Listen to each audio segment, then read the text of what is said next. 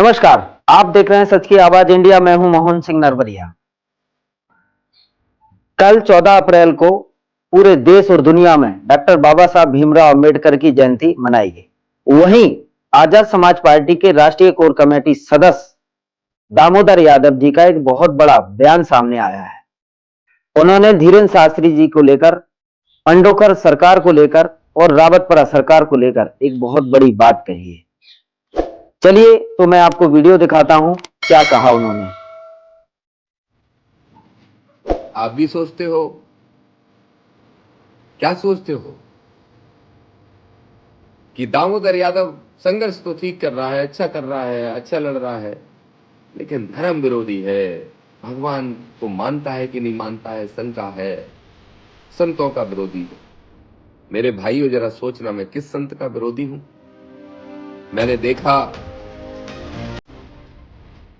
कोई एक बाबा जी हमारे दतिया के, जिनको पंडोखर सरकार कहते हैं, पंडोखर सरकार, उनका किसी ने मुझे भेजा फेसबुक पे, कोई इंटरव्यू चल रहा था, मेरे बारे में उनसे सवाल पूछे जा रहे थे या पूछवाए जा रहे थे, मुझे नहीं पता, लेकिन वो जवाब दे रहे थे कि हमारे भाई हैं।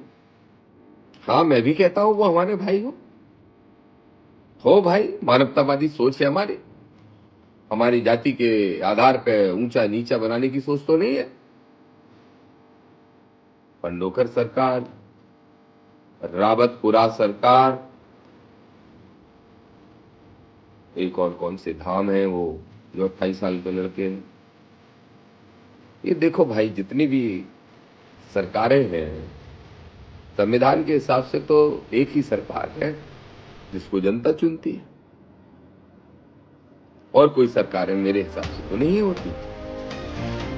लेकिन दामोदर व्यक्तिगत रूप से न किसी जाति, न वर्ग, न धर्म, किसी का विरोधी नहीं, न किसी व्यक्ति विशेष।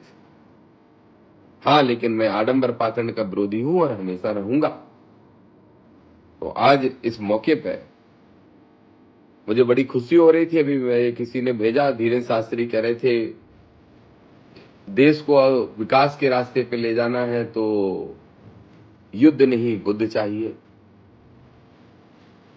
अवसरवादी कहें या सोच का फर्क कहें या कोई बात समझ में आ गई हो, क्या कहें, पर धीरेन्द्र शास्त्री की यह बात मुझे पसंद आई।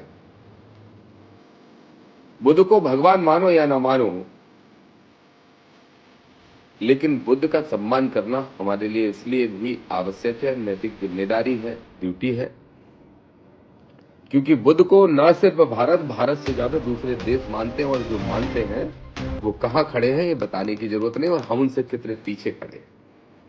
हमारे पीछे खड़े रहने का कारण है हमारा आडंबर पाखंड में विश्वास करना, और चाइना और जापान जैसे देश जो बुद्ध को मानते हैं, उनका आगे खड़े रहने का कारण है कि वो आडंबर पाखंड से नहीं बल्कि वास्तविकता में जीते हैं, वैज्ञानिक विधियों को मानते हैं, मेडिटेशन करते हैं, धर्म को मानते हैं, लेकिन उनके लिए आडंबर पाखंड की स्वीकारता उनके मन में नहीं है, इसलिए वो इतने आगे हैं।